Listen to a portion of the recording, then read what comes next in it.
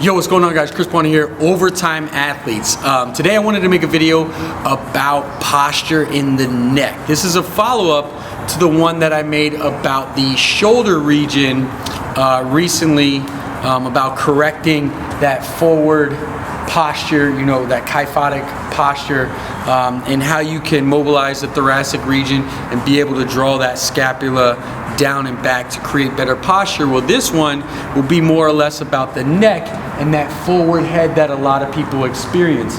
I myself experienced this, so I wanted to share with you a couple stretches and a couple exercises that will really support this. I obtained this through a muscular imbalance. I had a severe shoulder injury when I was playing in college football, and ever since then those imbalances have led me to have a more rounded shoulder and as well as a forward head. To start off, what I'd like to do is just give you two simple stretches that you can be performing. I think you guys need to really refer to the other video because you need to make sure that the shoulder region and that thoracic region that scapula is down, drawn down and back before we even address the neck. Because if this is rounded, it's going to lead to the forward head, right? So if our shoulder blades are down and back, now our neck can be able to be corrected. One stretch that I want to be able to do is to basically alleviate the or lengthen or stretch the levator scapula, and this is just what it sounds. It elevates the scapula, so it pulls up here, right?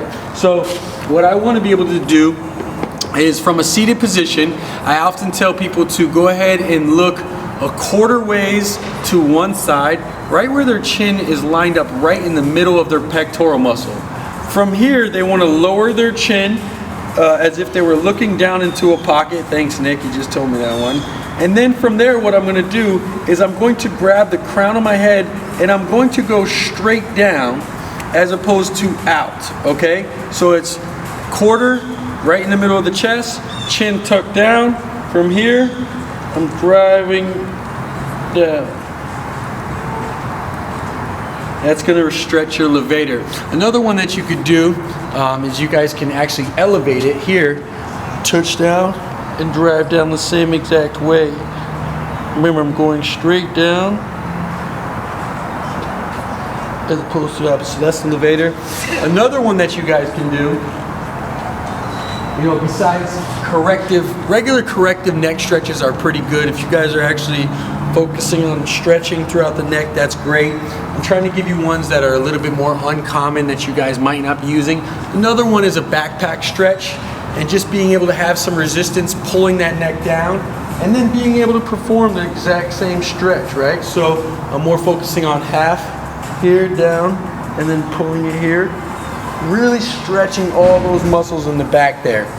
Now, beyond that, when you guys are actually doing movements, when you're doing exercises, when you're doing back movements, when you're doing core movements especially, any kind of movements that you might be performing, one thing that I'll address and I'll ask you to do, especially with pulling, is making sure that your spine is in alignment. This is going to be the exercise. So anytime that you're doing any kind of movement, whether it be a barbell row, a deadlift, some kind of core or sit-up movement, you want to make sure that your neck, and be conscious, very conscious of your neck. Now this is if you're addressing it. If you're hitting a 1 rep max PR on the deadlift or you're performing a power clean, I understand a lot of you guys want your head up. That's fine, that's cool. I'm solely talking for people who want to address forward head posture. When you perform these movements now, you want to be able to tuck your chin down and back, right? But also what I want you to focus on is placing the tongue on the roof of the mouth. A lot of people, when they perform, say, a sit-up, right? Let's say I was doing a sit-up, they use so much of their neck here, and they use so much of these extensor muscles to be able to activate the deep cervical flexors just simply by sitting there and tucking your chin down and back and then putting the tongue on the roof of your mouth. You should immediately start to feel these muscles activate right there. Those are the muscles that we need to consciously be activating when we're performing movements. If you're even sitting there at your desk, tuck your chin, tongue on the roof of your mouth, hold that there for a 10-second count, release. You want to be able to strengthen and begin to strengthen these muscles. So stretch it out, right? Stretch out your extensors, activate the deep cervical flexors, and that will support your forward head posture. I hope that helps. Hey guys, thanks so much for watching. If you're interested in becoming a better athlete, whether that be sprinting, jumping, strength, or overall looking like an athlete, go ahead and click the box here on my side and make sure that you subscribe to my videos here so I can keep sending them to you. Holler.